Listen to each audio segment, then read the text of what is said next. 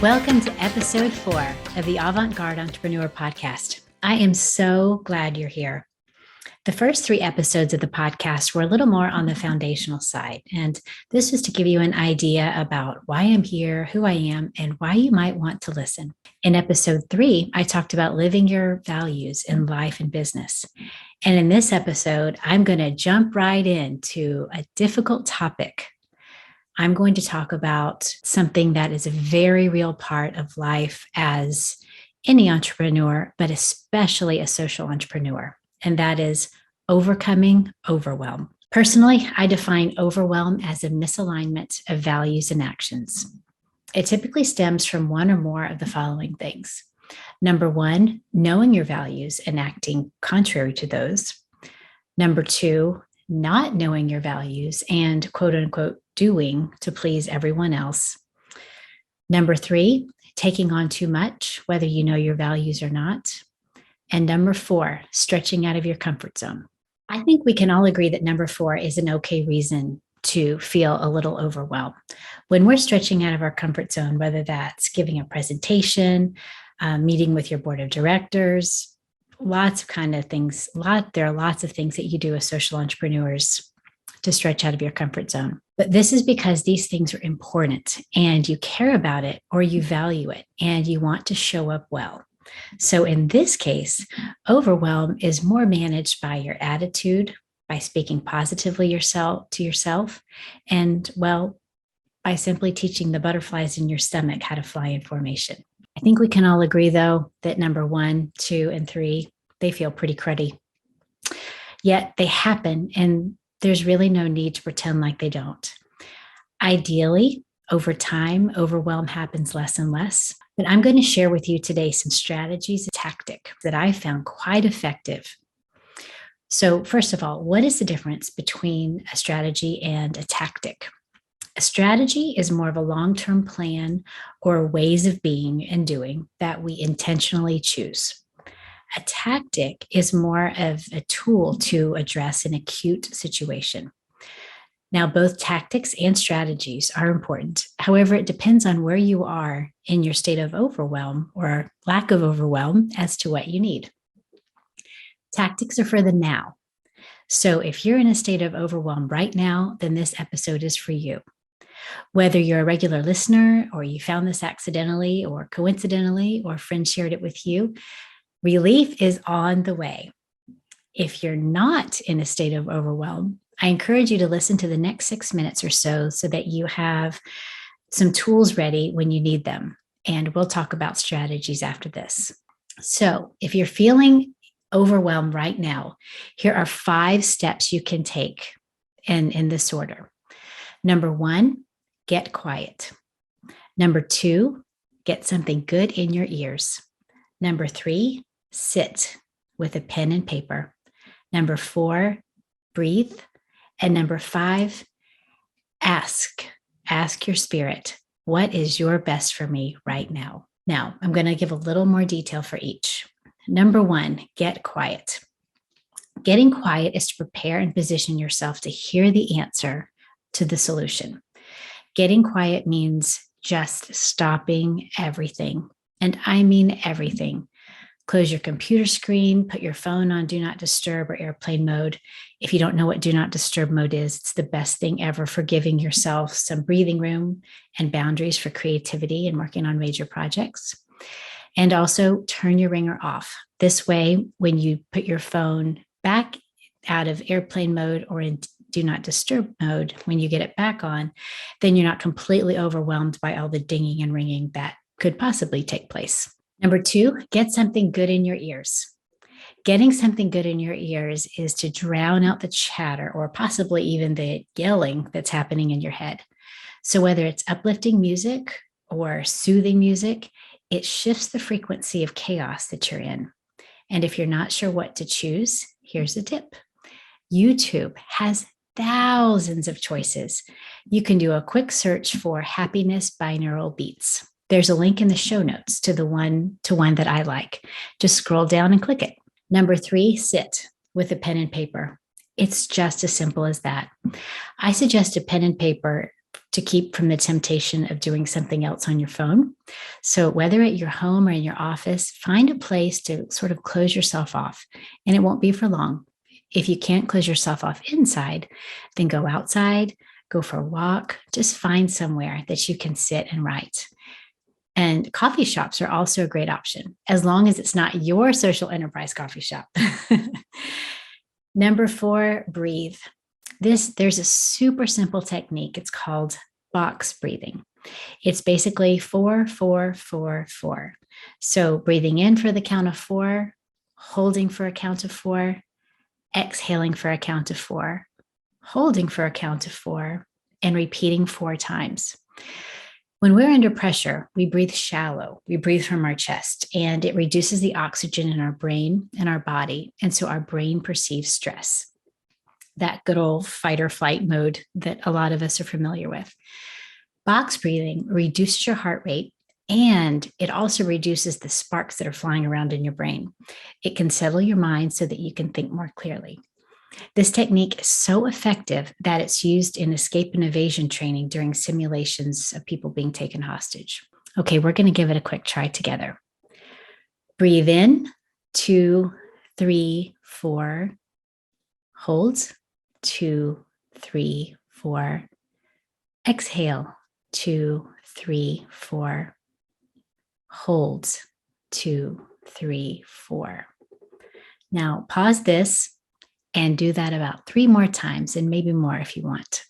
Okay, are you feeling a little more steady now? Number 5, this is where it starts to get really good. Ask your spirit, what is your best for me right now?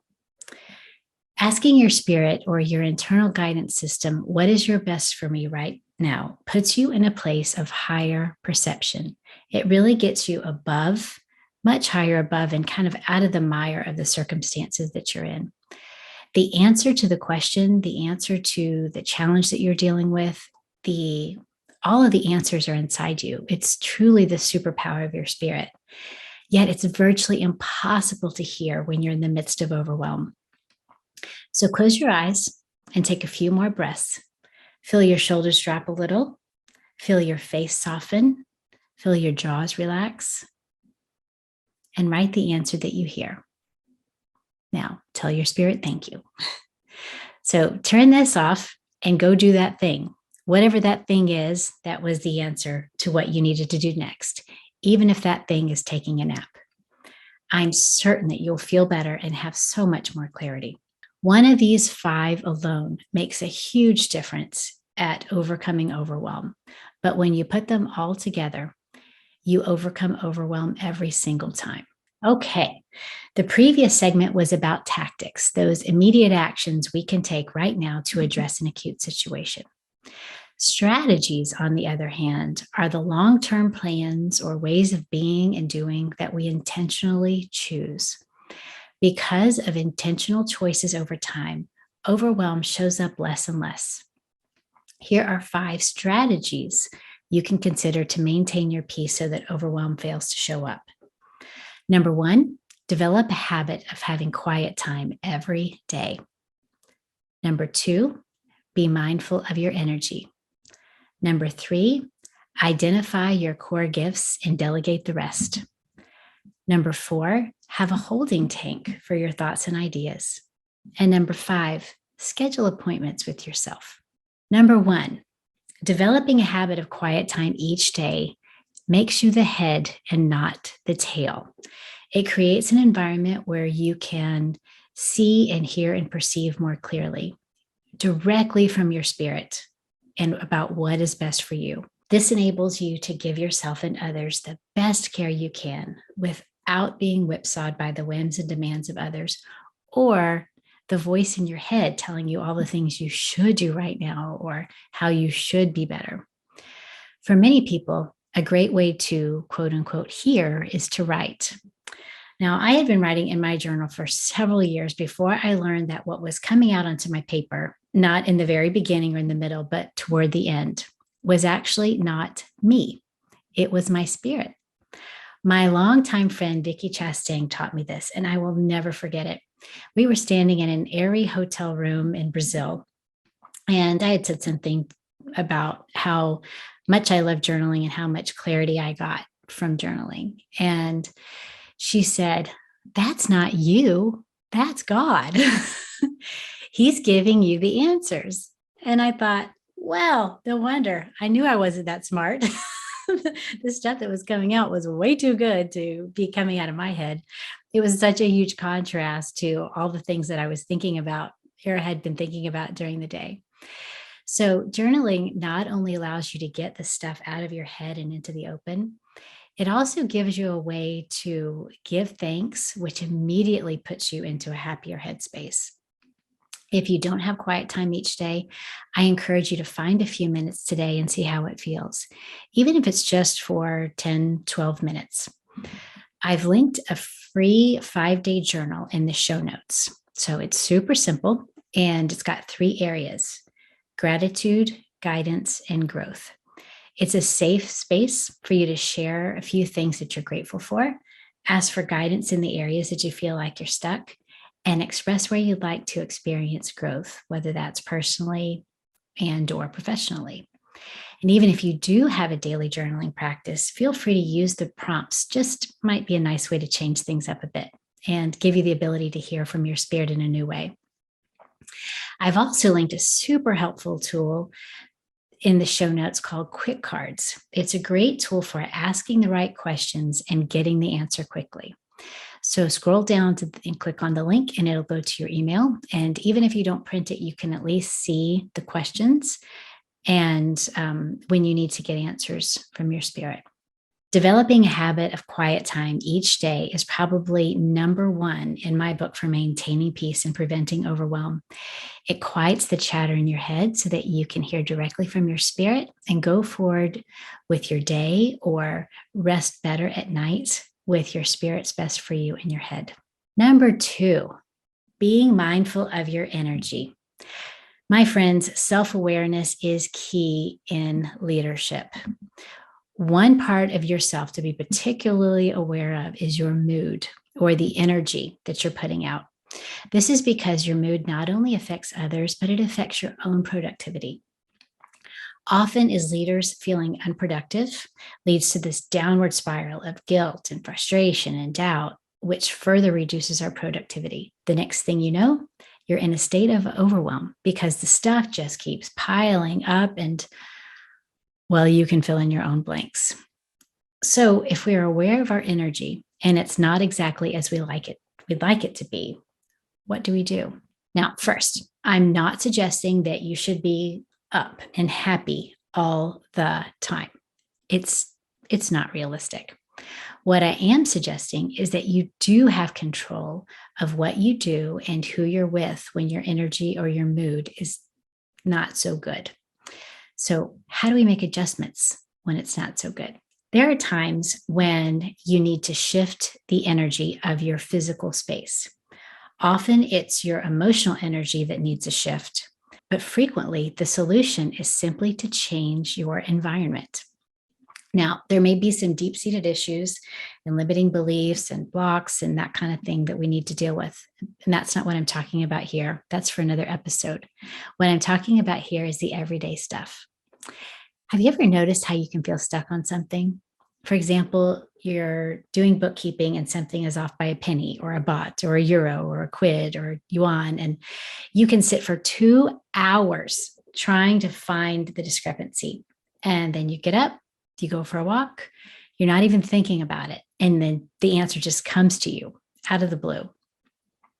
Or another example, maybe you're creating something in Canva and it's just not turning out. And we all know what a time warp you can get into in Canva. So you've clicked and you dragged and you've downloaded and you've uploaded, and then you got sucked into the world of YouTube videos trying to figure out this last little thing and still nothing. The next morning, you wake up, the solution, the trick, the workaround, it just pops right into your head. These are examples of how the solution was not to sit there for 2 more hours. The solution was to change your environment, to shift your energy. Here are some ways to shift the energy in your space. Number 1, walks. I call them brain breaks, and I talked about those in episode 1 or 2. Number 2, going to a coffee shop. I read a book called Quiet. It's something about being an introvert in a world that can't stop talking. And the author said that coffee shops are full of introverts who don't necessarily want to talk to other people, yet the buzz of other human energy is just enough of a spark for their creativity and productivity. Number three, music. Happy or soothing music. And I talked about this in the tactics. Whenever you're feeling something that's not ideal, listen to music that gives you the opposite feeling. Music is super powerful because it has a frequency, and you also have a frequency. Everything has a frequency. So, from a scientific perspective, music truly has the power to adjust or neutralize your frequency to a healthier head and heart space. There's a saying in English, I'm not sure if it's in other languages as well, but the saying is something to the effect of music soothes the savage beast. The original quote was, "Music has charms to soothe the savage beast." It was written by playwright and poet William Congreve in 1697. And how true it is. Sometimes we feel like we have a beast inside us, and music has the power to soothe us. As far as I know, music is a really important part of virtually every culture and belief system. I'm not exactly sure what the Quran, Buddha, or Shiva teaches about music, but the Bible references music in several verses, and one of them is 1 Samuel 16:23. It says, "Whenever the evil spirit from God came on Saul, David would take up the lyre and play. Then relief would come to Saul. He would feel better, and the evil spirit would leave him." Now, I'm not going to lie. Sometimes I feel like I have an evil spirit inside me. And music is certainly one of my go-to cures for shifting my energy. And finally, number 4, rest. Rest is your best offense. It's not only okay, but good to make time for rest. Sometimes you just need a nap. Sometimes I even hear my spirit tell me, "Trisha, this is not a good time for you to be thinking about this right now. There is nothing good coming from these thoughts. Take a nap. We'll chat about this when you're more rested. You'll hear me more clearly." Being mindful of your energy is a key strategy to maintaining your peace and preventing overwhelm. Number 3, identify your core gifts and delegate the rest. I know you can do it all. You have this huge vision. You can share this vision. You can design your website. You can negotiate with your suppliers. You can find and communicate with new customers. These things, it's amazing because you can do all these things. That's a blessing and a curse. It's a curse if you don't take time to discern what's happening, what's needed, and what you've got to work with. It's important to ask what your spirit's best for you is. It's also important to consider, are you robbing someone else of their blessing by doing their job for them? Not sure if any of you are Downton Abbey fans, but there's a scene where I think it was just after Matthew and Mary got married and Matthew moved to Downton. Mr. Mosley was assigned to be Matthew's butler, and he was trying to help Matthew put on his dinner jacket. Matthew sort of shrugs him off. And we all know that Matthew doesn't have a mean bone in his body. He just likes to be independent. He wanted to put on his jacket himself. And also, he sort of feels that it's not really right for one person to serve another. Mr. Mosley, however, feels useless and ashamed when Matthew puts his jacket on himself. This is because Mr. Mosley values his role as a servant. He values his part in Downton of the big vision, and he finds his identity and worth in that big vision and in helping Matthew. So before you take on the next thing, because you can, and we all know you can, think of who's being robbed of their blessing by you mindlessly taking on something that could bring someone else an immense amount of personal value and allow them to operate in their highest gifting. This thinking sort of creates a shift in your energy, and it really keeps overwhelm at bay because you're not giving up a task because you're lazy or you can't do it. Instead, you're intentionally passing it along to someone else to be their blessing, which ultimately strengthens your team, which creates more impact for your social mission, which makes your team and your business even more viable long term. So identify your core gifts and delegate the rest. The fourth strategy we're going to talk about today is having a holding tank for your thoughts and ideas. This is important, and it comes from the fact that you can do everything, whether it's best for you or not. As entrepreneurs, we have so much happening in our heads. We are wired to build stuff. We are wired to make things happen. And sometimes it can feel like a cement mixer up there. And having a holding tank or a place to collect your thoughts and ideas to come back to later when you're less rushed and more inspired is a tremendous resource.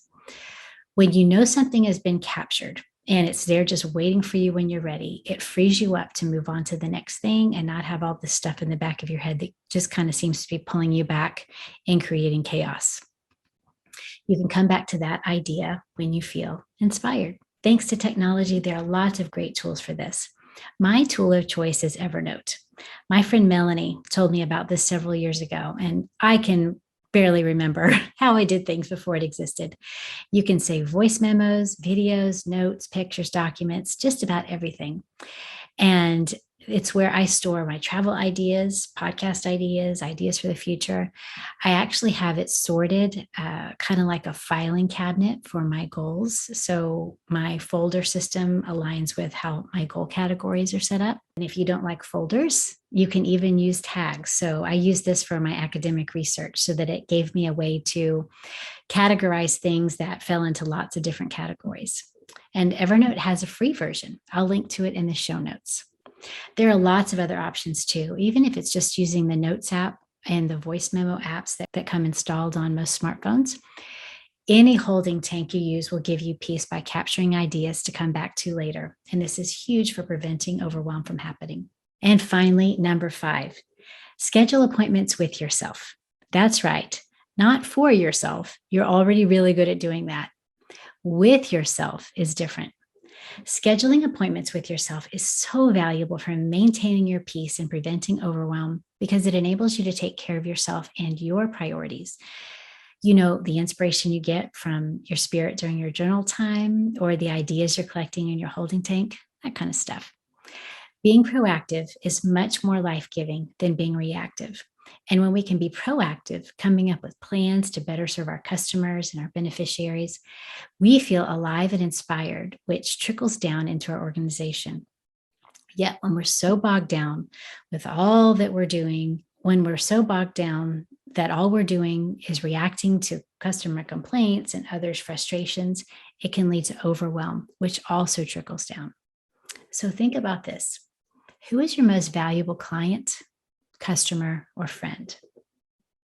Now, why is that?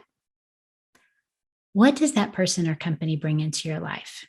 Is it revenue that keeps your social business running? Is it a relationship that makes life or business a little easier? Is it agape love, that love of a friend that makes life more enjoyable? Could you live without that person or that company? Likely, yes. You might not like it if they weren't around, but you would continue living. So how is that person or company more valuable than you? Well, they're not. Yet we make appointments with them, but not with ourselves. You, with the guidance of your spirit, are your most valuable asset. So why are you not worthy of appointments? You are. It takes a bit of discipline to make and keep appointments with yourself, but it's one of the greatest gifts you can give, not only to yourself for your own peace, but to your team, your customers, your investors, your beneficiaries. Everyone will benefit long-term. And why is this? Because you will be operating at a higher, more inspired level. So what does making an appointment with yourself look like? Here's some ideas for you to consider. Many of us schedule appointments in 1-hour increments. So let's start with that. Let's start with 1 hour. Choose a day of the week and a time of the day which is normally a little less busy for you. Choosing a prime time will absolutely not work. So if you're in an office setting and most of your customers are in the same time zone as you, maybe Friday at 3 or 4 in the afternoon is a good starting point. If you are in a restaurant that serves lunch or dinner, maybe Monday or Tuesday at 2 p.m. is normally more quiet. If you're in a factory, maybe a Sunday afternoon is better. If you're in a cafe, maybe a Monday evening is slower. You get the idea. there's a time in there somewhere that's a little less busy than the others. So choose an hour during that time and honor yourself by keeping it. Turn off all the notifications on your phone and your computer. Write, take a nap, go for a long walk, collect your ideas, get some of the ideas out of your head into your holding tank. Maybe begin outlining a plan for a project that you have been wanting to get to. Or maybe it's making a list of your core gifts and another list of all the things that you do, and begin asking your spirit to bring the person to you for that role. The point is that this time, this appointment is for you to be able to rise above and operate in your higher giftings. This gets your energy higher. It keeps you positive. It gets you more hopeful. It helps you think and feel from a place of faith. And these happy feelings squash overwhelm every single time. Okay, we have talked a lot today about overcoming overwhelm. If you're still listening, you're probably not in a state of overwhelm anymore. So we'll do a quick review. Overwhelm stems from a misalignment of values and actions. First, some short-term tactics for overcoming acute situations of overwhelm. Number 1, get quiet. Number 2, get something good in your ears. Number 3, sit with a pen and paper. Number 4, breathe. And number 5, ask. Ask your spirit, what is best for me right now? Second, some longer-term strategies to maintain peace and prevent overwhelm. Number 1, develop a habit of quiet time each day. Number 2, be mindful of your energy. Number 3, identify your core gifts and delegate the rest. Number 4, have a holding tank for your thoughts and ideas. And number 5, schedule appointments with yourself. That's all for today, my friends. Give these a try and let me know what you think. I'd also love to know what your go-tos for overcoming overwhelm are. We can all learn from each other and live in a much higher place of happiness and joy.